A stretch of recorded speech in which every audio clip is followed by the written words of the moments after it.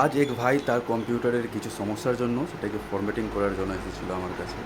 তার খুব সমস্যার প্রবলেম ছিল, তাই এই পোর্টেবল পেন ড্রাইভটাকে বুট করিয়ে নতুন করে উইন্ডো ইনস্টল করে দিলাম।